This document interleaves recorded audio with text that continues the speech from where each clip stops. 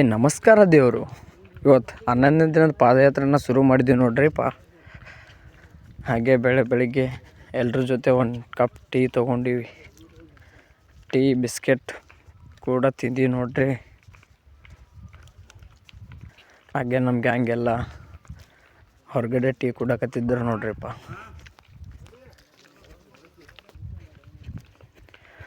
ಅದಾದಮೇಲೆ ಮುಂದೆ ಬಂದು ಪೂರಿ ತಿಂದೀವಿ ನೋಡ್ರಿ. ಹಾಗೆ ನಮ್ಮ ಮನೆಯವರು ಎಲ್ಲರೂ ಮೊಸರು ತೊಗೊಂಡು ಹೋಗಿ ನಾಷ್ಟ ಮಾಡೋಣ ಅಂತ ಮೊಸರು ತೊಗೊಂಡಿವಿ ನೋಡ್ರಿ.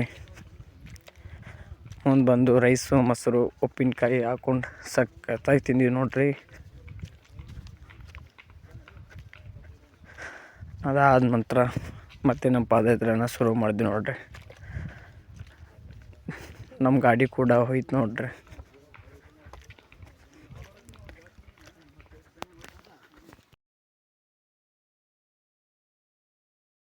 ಹಾಗೆ ಕಾಡಲ್ಲಿ ಎಲ್ಲರೂ ಕೂಡ ಕುಂತು ಸ್ನ್ಯಾಕ್ಸ್ ತೊಗೊಂಡಿವಿ ನೋಡ್ರಿಪ್ಪ.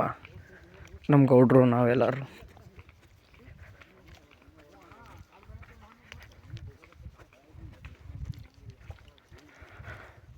ಅದಾದಮೇಲೆ ಕೋತಿಗೆ ಖಾಲಿ ಬಿಸ್ಕೆಟ್ ಕೊಟ್ಟು ನಾವು ಕೋತಿಗೆ ಮಂಗ ಮಾಡಿದ್ವಿ ನೋಡ್ರಿಪ್ಪ.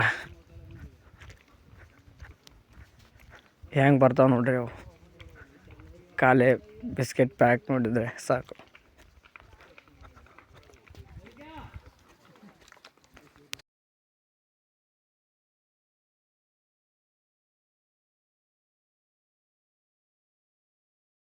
ಅದಾದಮೇಲೆ ರಾತ್ರಿ ಎಲ್ಲರಿಗೂ ಊಟಕ್ಕೆ ಕರೆಸಿ ಎಲ್ಲರಿಗೂ ಊಟ ಕೊಟ್ಟಿವಿ ನೋಡ್ರಿಪ್ಪ.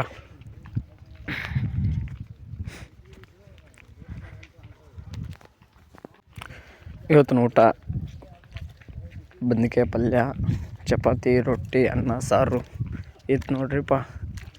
ಸುಮಾರು 500ರಿಂದ 600 ಜನ ಇದ್ದರು ನೋಡ್ರಿ.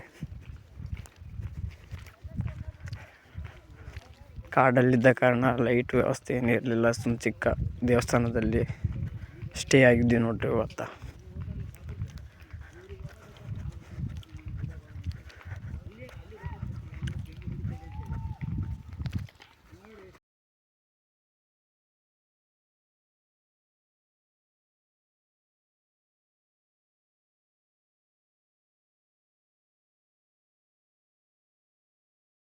ಆ ಕಡೆ ಊಟ ಮಾಡಂಗೆ ಮಾಡತ್ತಿದ್ರು, ಈ ಕಡೆ ನಮ್ಮ ಅಕ್ಕಂದಿರು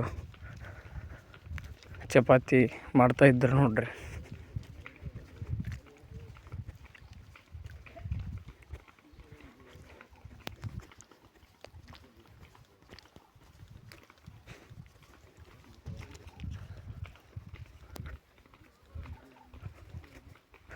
ಹಾಗೆ ನಮ್ಮ ಅಣ್ಣವರು ಊಟ ಮಾಡ್ತಾಯಿದ್ರು. ಇಲ್ಲಿ ತನಕ ವಿಡಿಯೋ ವಾಚ್ ಮಾಡಿದ್ದೆ ನಿಮಗೆ ಧನ್ಯವಾದಗಳು. Thank you.